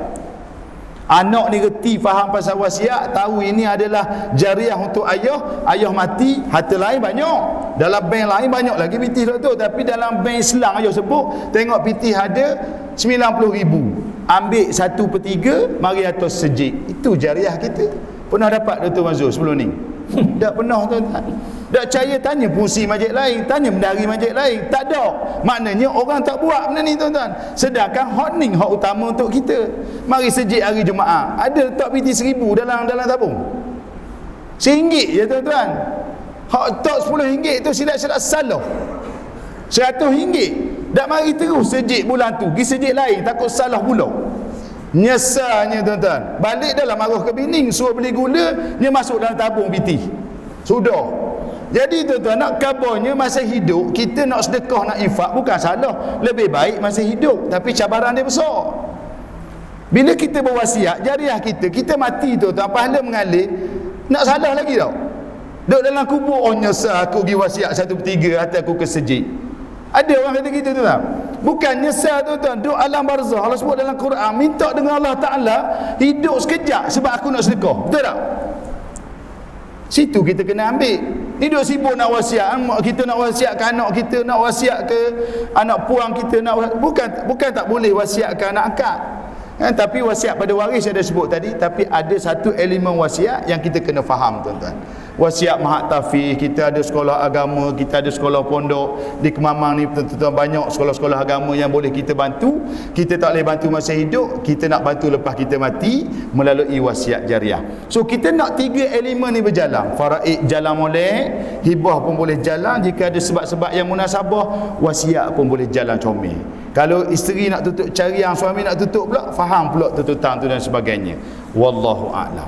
Okey, saya terus kepada soalan. Oh, banyak pula soalan langsung. Allah. Sambung pula cicit kita. Rasa sampai pukul 12 dah ni. Jangan gitu esok nak ceramah pula. Okey, kita pergi kepada soalan yang berikutnya. Tentang pencen, Ustaz. Masuk tak ni? Pencen suami isteri ada pencen. Bila salah seorang mati, pencen si suami akan berpindah kepada yang masih hidup. Adakah wang pencen si mati perlu difaraidkan juga? Itu soalan yang pertama. Soalan yang kedua, anak OKU ataupun adik-beradik OKU, dia punya hak faraid itu sama ke dengan orang hak normal? Baik. Minta Ustaz ulas dulu. Okey, terima kasih kepada Dr. Azmi, tuan-tuan, puan-puan muslimat, sahabat-sahabat yang dirahmati oleh Allah Subhanahu Wa Taala sekalian. Okey, soalan seterusnya berkaitan dengan pencen. Pencen ni kalau tengok pada fatwa kebangsaan, termasuk saya lupalah fatwa tu tahun bila dah, sebenarnya memang boleh cek lah fatwa pencen berkaitan dengan pencen ni. Pencen bukan pusaka. So masuk kalau seorang penjawat awam meninggal, dia meninggal dalam perkhidmatan, lepas tu dia ada pencen. Pencen tu dia akan dibayar kepada pasangan, kepada isteri dia kalau dia suami, dan kepada suami kalau dia isteri.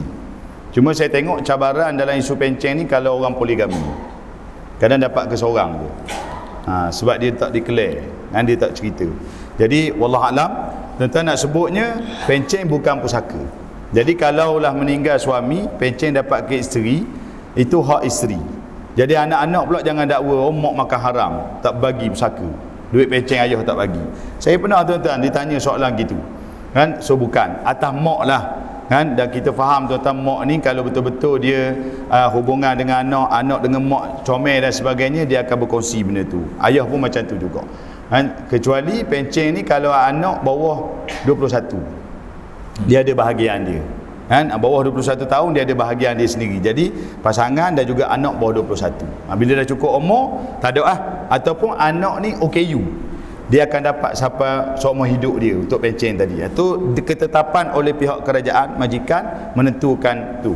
Cuma saya nak sebut sikit, pencen ni kalau sekiranya pencen lambat masuk. Okey, yang pertama bukan pencen lambat masuk, dia pencen dia dapat dah. Macam kita bekerja, kita dah pencen, jadi duit pencen kita dapat masuk akaun kita. Jadi kita hak kita lah tu, dah masuk akaun bank kan, kita terima pencen tu. Kita nak belanja, nak guna pun kita guna.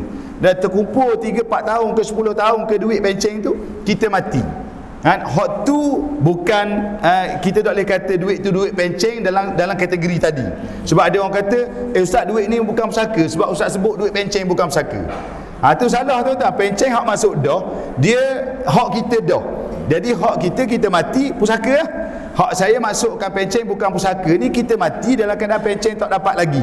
So pencen tu dibayar kepada isteri ataupun anak kita sebut tadi, tu bukan pusaka. Itu pencen selepas matilah. Pencen hak mari lepas mati. Lepas mati. Hak pencen kita terima masa hidup, memang orang duk kata suami saya dapat duit pencen ustaz, ada dalam akaun dia. Ustaz kata duit pencen bukan pusaka, saya makan ke saya seorang lah. Itu tak jadi. Itu berhati-hati. Jadi yang ketiga tuan-tuan, pencen ni kita lambat dapat. Saya bantu seorang pensyarah tuan-tuan, pencen dia ni masuk lepas tahun dia mati. Mana dia dah urus pencen, jadinya dia mati, dia pencen setahun dah, lepas tu dia mati, pencen itu baru masuk lepas pada tu. Jadi pencen tu dia start daripada umur dia pencen, itu hak dia, sebab dia berhak atas hak tu. Cuma dia masuk lambat sebab teknikal proses. Jatuh kena kira molek tu. Tu kedudukan itu jadi pusaka lah. Itu jadi pusaka. Okey, hak anak OKU ataupun anak yang kita kira kalau dalam konteks atau pusaka dipanggil tidak sempurna akal, mental sakit dan sebagainya, dia sama je. Jangan kita anggap mentang-mentang dia OKU, dia tak boleh guna PT, dia tak kena angka dan sebagainya, kata dia tak boleh terima kan, ataupun hak dia ikut kita, tak boleh. Dia tetap sama. Kalau dia lelaki, dia berhak 2 bahagian. Sebab tu saya sebut tadi, nak bahagi sama rata. Kalau anak tu OKU, walaupun dia abang sulung, umur 70 tahun dah umur abang tu, tapi panjang umur dia OKU, dia berhak dapat 2 bahagian. So adik-adik akan bertindak sebagai pemegang amanah, jaga bahagian abang tadi. So hak dia tetap sama, dia tak ada beza tuan-tuan. Wallahu a'lam. Nak minta ustaz, ada satu lagi soalan, nak minta ustaz ulas sikit tentang pampasan insurans. Selepas seorang meninggal, dapat pampasan kepada waris yang ditinggalkan. Insurans punya pampasan ni harta pusaka ke bukan? Okey, terima kasih. Berkaitan dengan insurans, saya sebenarnya dalam isu ni saya lebih suka bercakap soal takaful. Sebab bila sebut insurans ni, kita akan bertembung antara konvensional dengan Islami.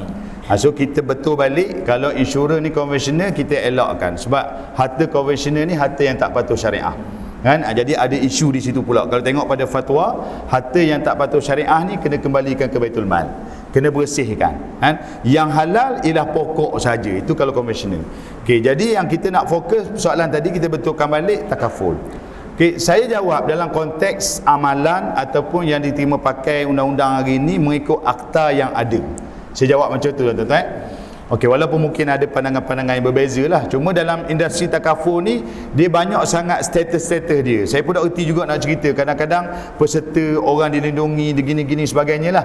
Cuma kita ambil hak basic. Hak lain-lain tu tuan-tuan boleh cek balik dengan sahabat-sahabat yang lain lah. Tuan-tuan, takaful ni dari segi pembayaran pampasan ataupun kita panggil manfaat takaful ataupun selalu digunakan dengan istilah sum covered. Dari segi pembayaran dia ada dua jenis. Sekarang lah, kita kira sekarang. Dia ada dua bentuk pembayaran. Kalau kita masuk takaful, kita mencarung bulan-bulan sekian-sekian banyak, dan kita dah ada CJ takaful, kita dah nampak berapa akan dapat kalau kita meninggal, kan, sebelum matang. Dan dia ada dua bentuk pembayaran dibuat ikut apa yang kita pilih. Pertama, kita pilih wasi. Dalam proposal form tu, masa kita isi permohonan tu, kita pilih wasi. Kita lantik isteri kita ataupun pasangan kita sebagai wasi. So wasi ni pemegang amanah. Bila wasi pemegang amanah, maka duit pampasan, duit sumbangan yang dapat tu, sum covered tu adalah pusaka, wajib difaraidkan. Itu dia menjadi tanggungjawab wasi. Jadi bila difaraidkan, wasi ni dia kena main peranan, tanggungjawab dia settle lah urusan-urusan wajib tu. Urusan hutang si mati, kan, urusan-urusan yang lain tu dia settle dulu. Hak pusaka yang pergi pada waris ni hak dia sekali atas baki yang ada. Okey, itu yang pertama. Yang kedua, bermula 2013 dalam Akta Kewangan Islam, tuan-tuan, dia masukkan pula kaedah yang kedua. Bukan produk, tuan-tuan, bukan produk. Yang hari ni orang duk bercakap hibah. Saya duk tengok hibah apa benda ni. Rupanya nak cerita hibah takaful. Perkataan takaful tak ada satu habuk pun. Duk cerita pasal hibah. Hibahlah isteri anda. Oh, dia suruh hibah isteri dia. Dan nak hibah ke siapa? Isteri tu pula. Berat nanang, tuan-tuan. Suruh hibah isteri. Rupanya nak cerita pasal hibah takaful. Dah sebutlah takaful tu. Benda masalahnya. Takut benda dah kita ejen takaful, kan? Ceritalah betul-betul ni produk kita. Banggalah dengan apa yang kita ada, yang kita dapat. Ni takut nak cerita, gitulah hibah. Kita duk tengok hibah. Akhirnya orang kata, hibah ni ustaz takaful je ke, tak boleh ke hibah benda lain? Apa tak boleh? Hibah takaful tu kecil je, tuan-tuan. Kita nak hibah benda lain, berlambak lagi boleh. Tu jadi salah faham gitu. Okey, tu tambah sikit.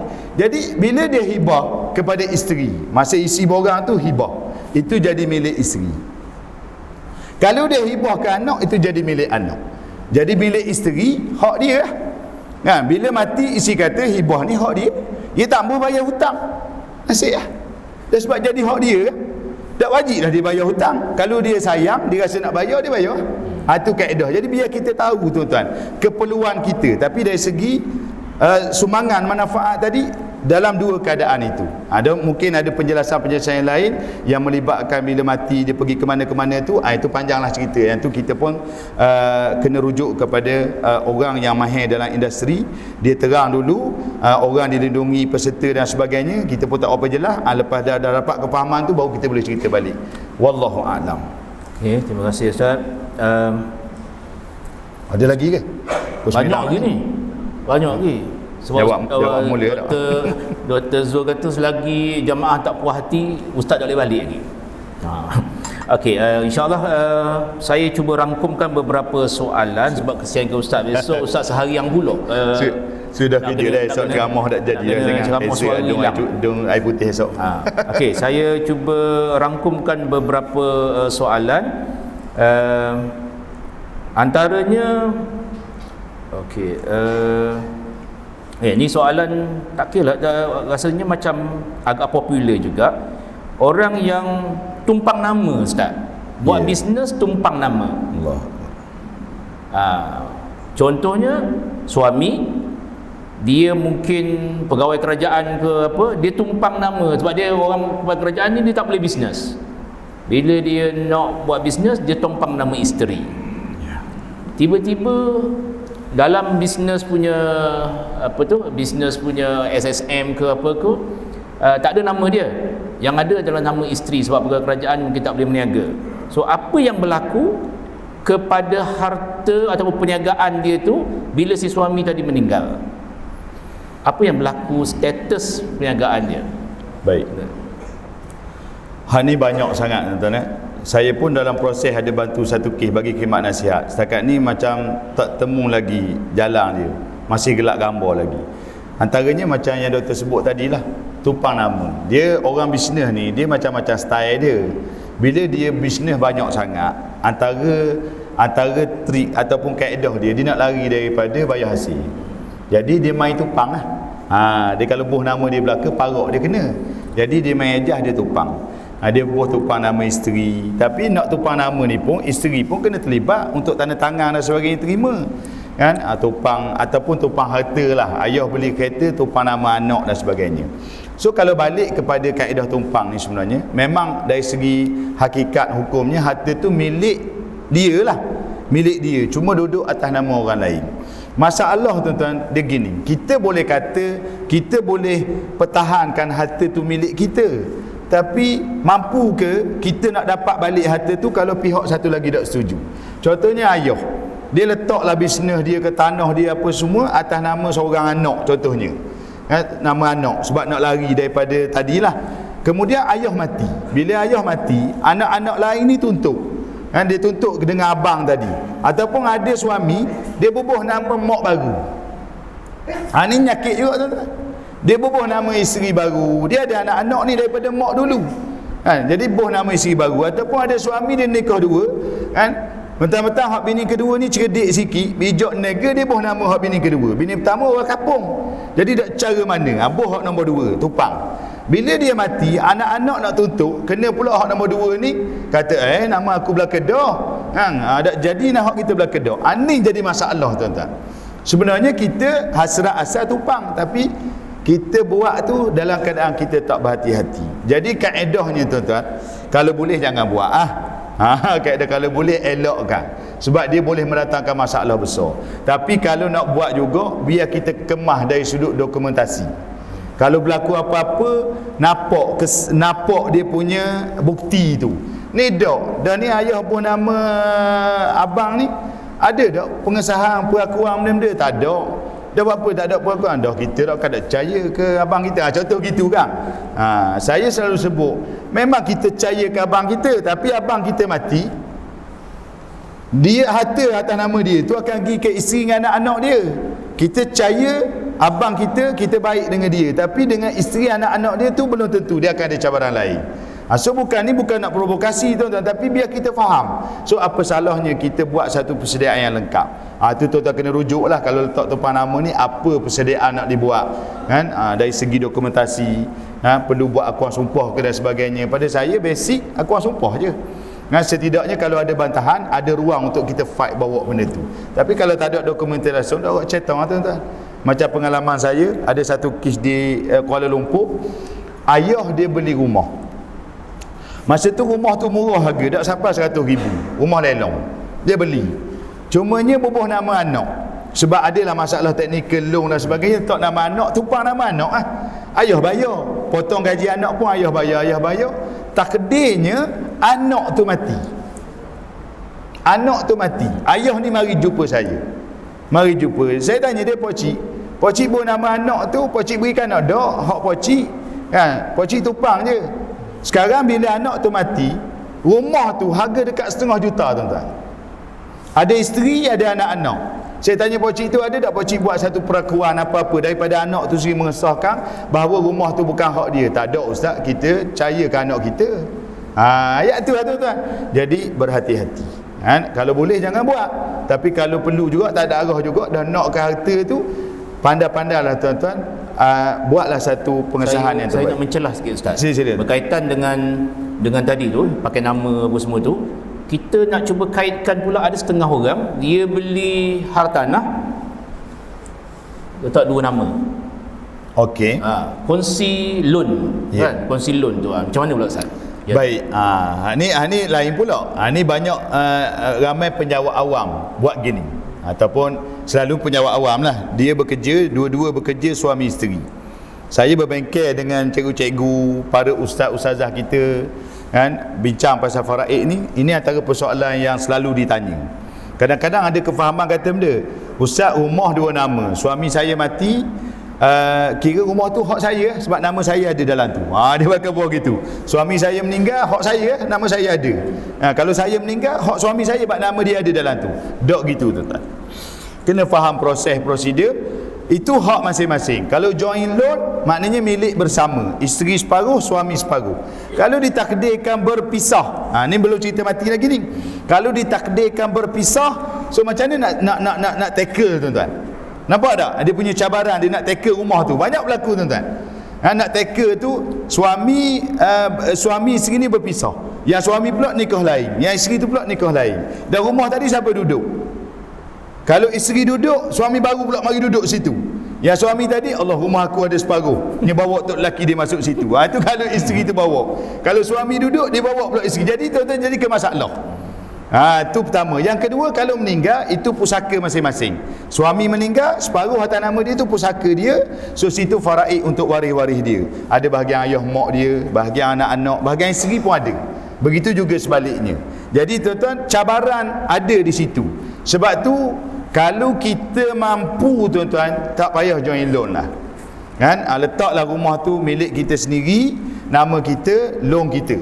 Kalau kita dah tak mampu juga, biarlah kita buat tu dengan cara yang betul. Jangan bila berlaku isu cabaran sebagainya, kita jadi masalah ke kita balik, jadi macam cari nyakit. Ini hak yang pertama, join loan. Ada hak senyakit lagi tuan-tuan, keluar duit K daripada SP. Isteri beli rumah, suami kerja, ada KSP. Jadi isteri beli rumah, loan isteri, potong gaji isteri. Tapi tak sedap ustaz, kita rumah nama kita seorang, kita duduk dengan suami kita, kita sayang ke suami, kita rasa kena letak juga nama dia separuh. Jadi waktu beg duit KSP suami, masuk nama suami separuh.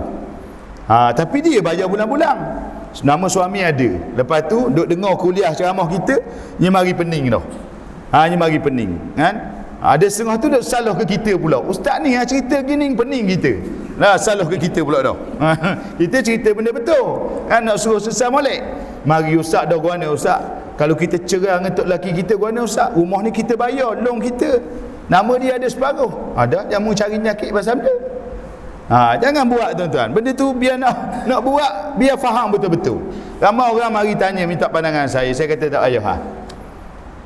Harta awak biarlah nama awak, sama ada suami ataupun isteri. Sebab cabaran dia kalau berpisah, kan, meninggal ataupun apa-apa bentuk cabaran lain, panjang tuan-tuan. Hak comel-comel lah, bukan tak ada, tapi nak cerita ada cabaran dia. Wallahu a'lam. Nak sambung ni? Okey, kesian ke ustaz sebenarnya. Besok ada lagi program. So saya nak minta ustaz buat kesimpulan sikit tentang apa yang kita telah bincangkan. Ilmu faraid ni di antara keperluan dan tuntutan serta realiti yang berlaku dalam masyarakat kita.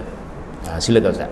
Baik, terima kasih kepada Dr. Azmi dan semua tuan-tuan, perempuan, sahabat-sahabat sekalian. Gaya macam dok gerok, duduk tu setepak tu tak tahan tu. Saya baru ni kuliah di Melaka. Dia kata ustaz 2 jam ustaz kuliah, tegak leher belaka. Tegak leher, mana dok tunduk tegak leher. Istilah orang Melaka, kan? Jadi dok gerak. Ada setengah orang gerak juga. Okey, tak apalah. Terima kasih tuan-tuan, alhamdulillah. Tanda kita sebenarnya berhajat dengan ilmu ini, kita nak dengar, kan? Jadi tuan-tuan, hak ni yang saya sebut awal tadi, kita memerlukan satu usaha, satu semangat untuk kita gegarkan, kan, ilmu ni supaya kita boleh lahir ramai lagi. Nak harap ke saya seorang tuan-tuan, dorok tuan-tuan, nak sebut dorok, kan, tak mampu. Jadinya kita nak ke arah itu, insya-Allah. Cuma harap-harap tuan-tuan boleh doa saya ni panjang umur supaya hasrat saya tu boleh tercapai untuk kita lahirkan dai yang betul-betul bukan setakat tahu teori, tapi dia mampu boleh bagi nasihat yang terbaik kepada ummah, kepada masyarakat. Yang ni kita nak. Target saya satu dong seorang cukup dah tuan-tuan. Dong air putih ni, dong air putih kan. Dong air putih seorang. Mana kalau dia seorang ada berapa sejik doktor dong air putih? Kena tanya Tok Pengulu sini. Ya, kalau ada 30 sejik, dia raung 30 sejik tu je tuan-tuan. Tiap-tiap malam dia mari kuliah faraid. Sejik ni malam esok, sejik ni malam. Dak cukup tangan dia kerja. Esok pula orang mari pula minta nasihat. Ustaz tolong bantu ustaz guana. Memang dak cukup tuan-tuan. Silat-silat anak bini dak dah tengok tuan-tuan. Percayalah. Tapi inilah kehendak kita, semangat yang kita nak. Ini saya nak sebut. Dalam penutup saya ni, okey. Yang kedua tuan-tuan, kita nak sebut juga betapa faraid ni sebenarnya dia bukan soal teori semata-mata, dia melibatkan pengurusan. Kalau kita setakat faham teori, kita tak belajar, tak tahu kaedah pengurusan, kita tak akan dapat apa-apa tuan-tuan. Dan bila pergi ke pengurusan, bukan bermaksud kita mohon submit ke pusaka akad terekah, kita pergi depan pegawai, kita nak faraid. Akhirnya sumbat masuk nama ramai-ramai dalam gerang tanah. Penyudahnya tanah kita, tanah je lah. Tengok gerang, tapi nama ada 5-60 orang. Rumah sutir pun tak boleh buat. Semak sambung tuan-tuan, terbiar. Mati pula, anak kita pun gitu juga. Gigi faraid. Kononnya melaksanakan hukum faraid. Tuan-tuan, dia tak nampak di sebalik faraid ini ada roh ilmu faraid. Ini yang saya selalu ulang. Dalam roh inilah adanya pengorbanan, adanya kasih sayang, adanya tolak ansur, adanya muafakat, adanya perbincangan dan sebagainya. Ada sedekah, ada hibah, ada hadiah. Semua unsur-unsur yang baik ada dalam hukum Allah Ta'ala ni tuan-tuan. So jangan kita nampak ilmu faraid ni sempit, ilmu faraid ni menyusahkan, ilmu faraid ni payah kalau belajar tuan-tuan. Bukan begitu kan. Sebab tu kita bawa konsep mudahkan supaya orang faham. Yang ketiga saya nak sebut tuan-tuan, dalam bab kita berdepan dengan isu-isu pusaka ini, sebenarnya kita dapat harta pusaka ni untuk anak-anak, siapa-siapalah sebenarnya, bukan anak je, ayah mak dapat pusaka bila anak dia mati, suami dapat bila isteri dia mati, isteri dapat bila suami dia mati. Semua orang ada ruang dan peluang untuk dapat pusaka. Kita dapat harta pusaka ni tuan-tuan sebab kematian seseorang yang kita sayang, betul tak? Orang puang ada tak doa, ya Allah ya Tuhan aku matilah tok lelaki aku cepat-cepat, aku nak terima saka, dia tak sabar dah ni. Ada tak? Tak ada tuan-tuan. Suami pun tak ada, anak pun tak ada doa supaya ayah mak dia mati cepat, tak sabar nak makan saka ayah mak ni. Tak ada tuan-tuan. Kita dapat harta pusaka ni sebab Allah panjangkan umur kita sebagai waris, dan Allah matikan orang-orang yang kita sayang. Anak dapat pusaka sebab ayah mak mati, isteri dapat pusaka sebab suami mati dulu. Padahal isteri kata biar dia mati dulu pun tak apa dulu. Tapi tuan-tuan, takdir Allah mengatasi segala-galanya. Kita dapat pusaka sebab kematian orang yang kita sayang, kerana takdir Allah begitu. Jadi tuan-tuan, bila kita dapat tu, kita tak minta, kita tak doa pun, kita tak hajat pun tuan-tuan. So kenapa kita nak menyusahkan dalam hal ini? Kenapa kita nak berebut? Kenapa kita nak bergaduh? Kenapa kita nak berkelahi? So uruskanlah harta pusaka ni dengan cara yang terbaik tuan-tuan, dan kembali kepada hukum Allah Ta'ala. Saya nak akhiri dengan satu kisah tuan-tuan, supaya kita rasa betapa hukum ni hukum Allah yang sangat bagus tuan-tuan. Dan kalau kita letak hukum Allah di hadapan ni, Allah bagi ruang-ruang yang lain yang cukup mudah untuk kita uruskan pusaka. Dan insya-Allah tuan-tuan, kalau kita uruskan pusaka ayah mak kita, si mati dengan mudah, balasannya kita akan datang tuan-tuan, kita pun ada harta, kita akan mati, anak-anak kita insya-Allah tuan-tuan, Allah bagi mudah untuk mereka uruskan harta pusaka kita. Kita nak begitu.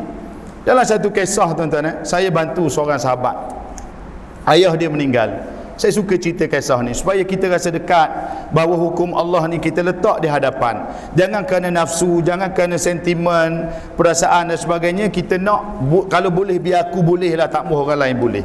Tuan-tuan, saya bantu seorang sahabat, ayah dia meninggal, hartanya banyak kan, lebih pada 1 juta harta dia.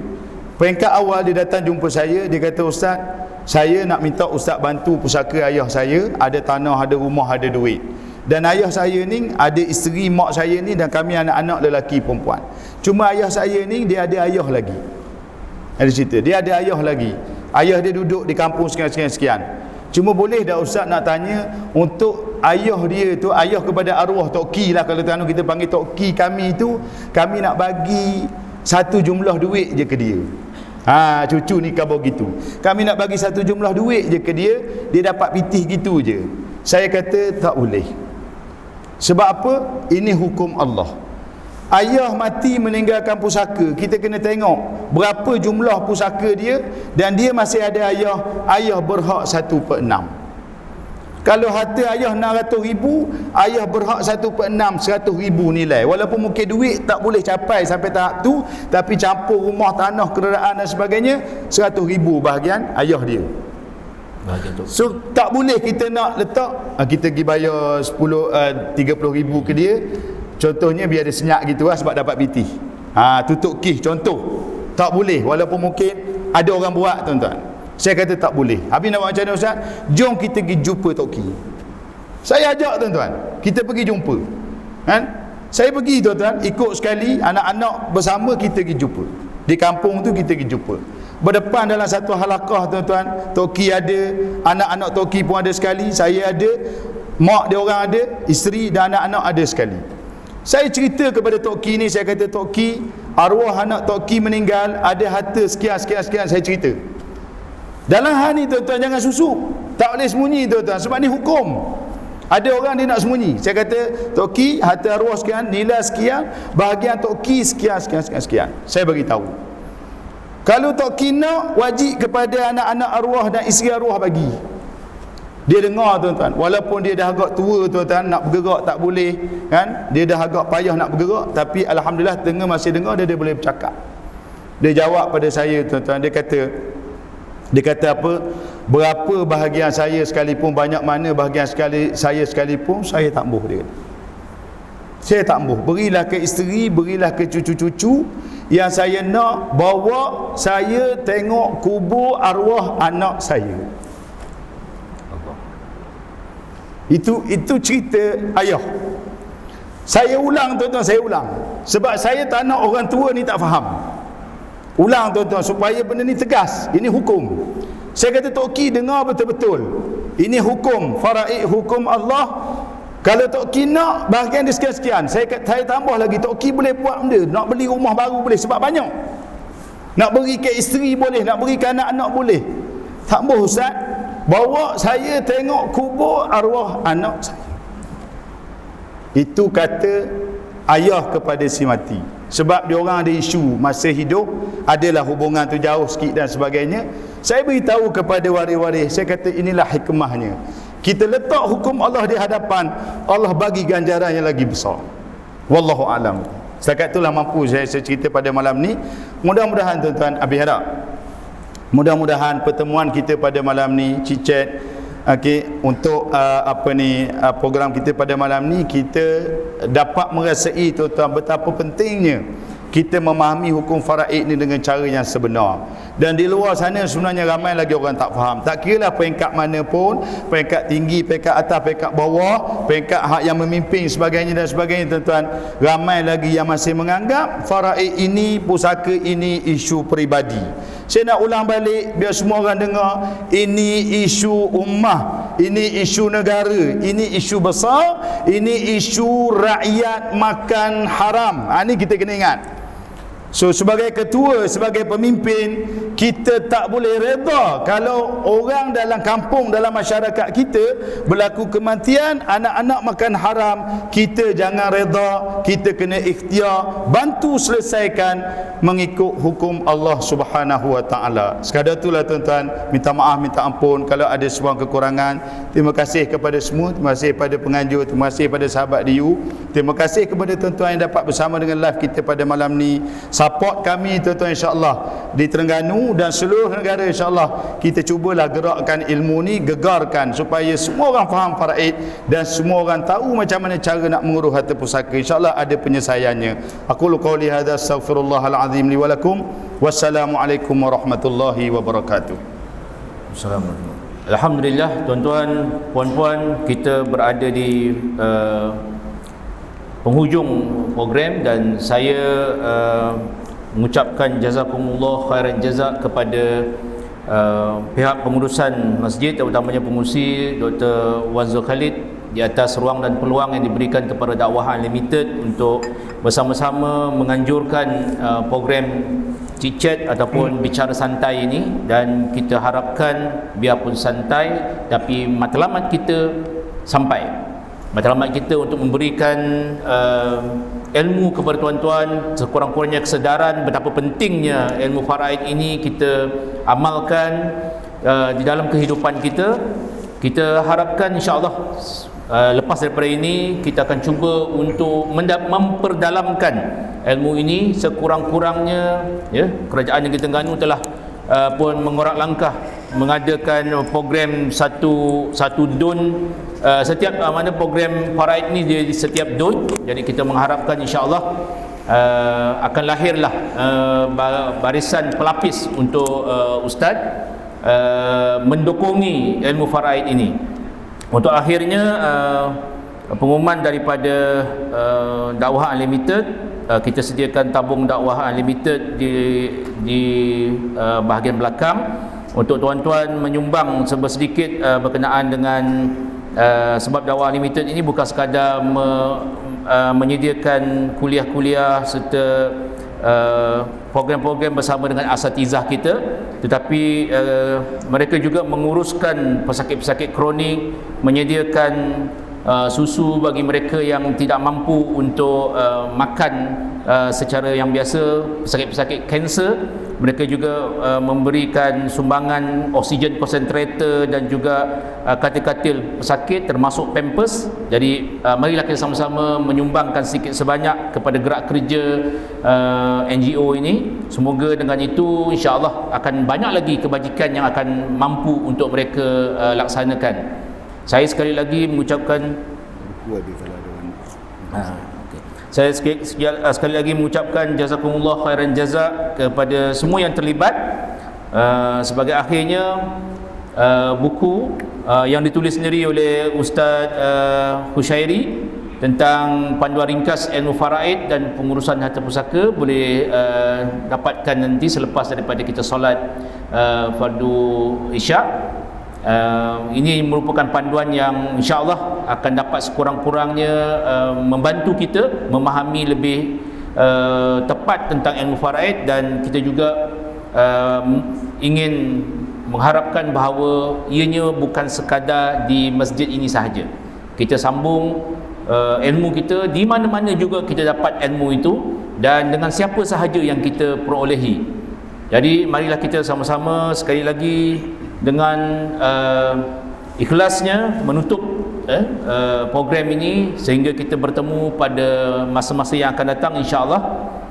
Kita tutup dengan tasbih kafarah dan suratul Asr. Subhanakallahumma wa bihamdika asyhadu an la ilaha illa anta astaghfiruka wa atubu ilaik.